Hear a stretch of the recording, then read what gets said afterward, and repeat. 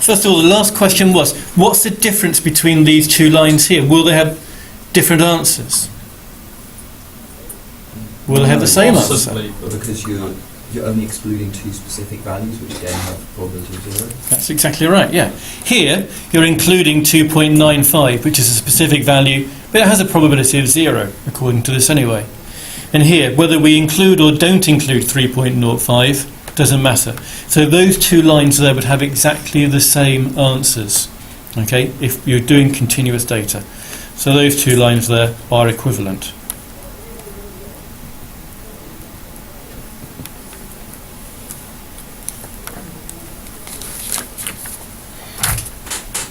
So we had the suggestion a minute ago that we integrate, and yeah, that is actually what we do. So if I do this sketch again here, let's say that x equals the length of a pin, and let's say x only exists between 2 and 4 centimetres, and there's my function, 2 and 4 on x. Now, on the y-axis, we use usually f of x.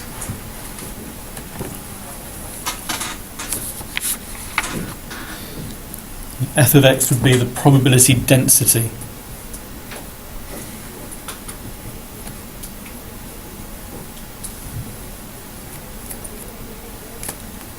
And picking up on what Sam said a minute ago, if I wanted to find the probability that the length of this pin was between 2.5 and 3, which I'd write down like that, you can find 2.5, you can find 3, and what you do is you find that area.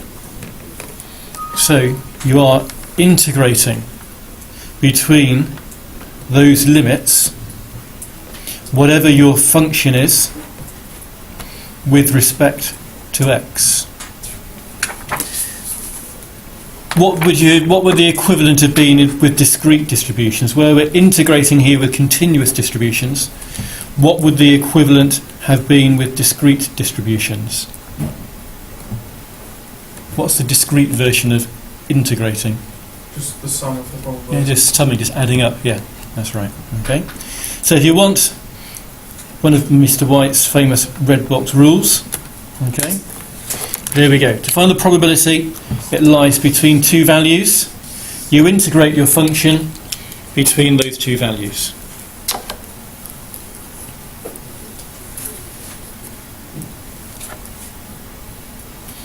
Now, we said something else earlier on. I think it came from somewhere over there. Earlier on, we had this bit here. All these probabilities on the dice added up to 1. Can anybody come up with maybe an equivalent statement over here for this continuous example? You're looking very nervous, but you want to have a go. Go on. Integrating the entire range will give 1. Integrating the entire range. If you integrate from minus infinity to infinity, which should cover the entire range, of your probability function with respect to x, you get 1. That's exactly right. Okay, that's the equivalent of they all add up to 1 in discrete. Okay, and if you're doing an A-level question on this topic, it's that fact that you often use first in the question. So if I do a first example with you, and we'll just see how we go. Okay, so x is a continuous random variable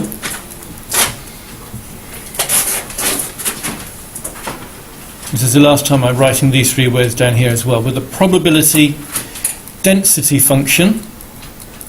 That's like its equation, if you like. Probability density function, which we will hereafter just call a PDF. And you'll see it probably written down like this.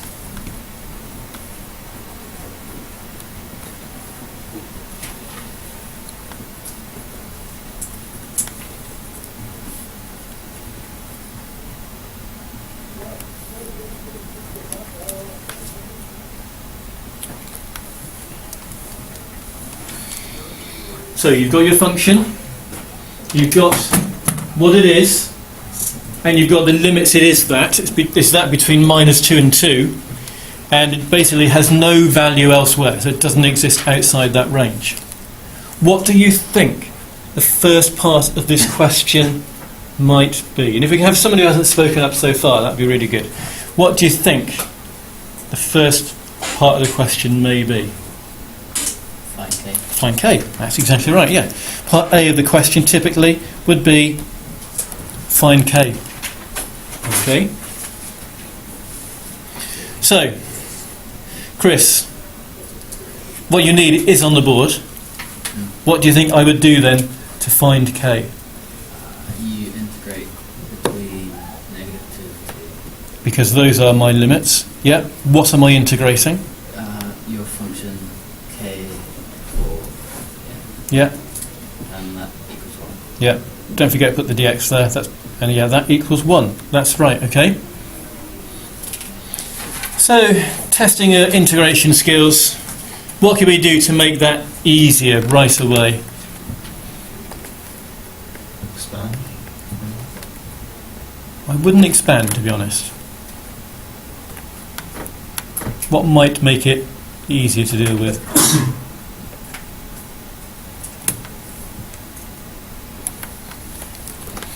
The easiest thing, or the best way I would suggest to starting, is take that k, which is just a constant number, take it through the integral sign. Okay, take that through the integral sign. It's not a variable, it's just a number. So I can take that straight through the integral sign.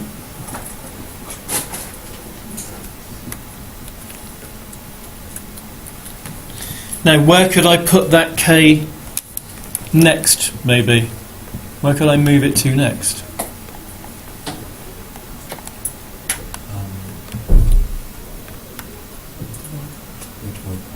Yeah, I can move that k next onto the other side. Okay, so I'm going to move that k to the other side of the equals in a minute.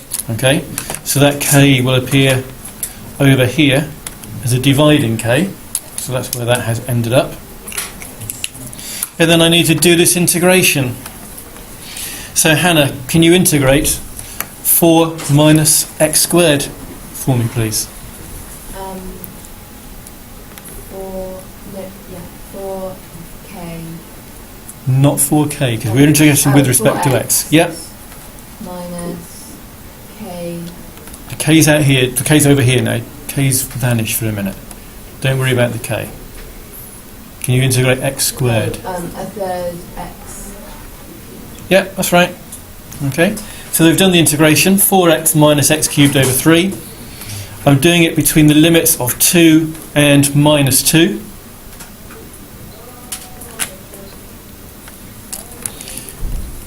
What would happen next if I was doing integration, Matthew P? You would put those values in and minus. Yeah, I'll put those values in. So first of all, I'll substitute the 2 in. So I get 4 lots of 2, take away 2 cubed over 3. Then I will substitute the minus 2 in.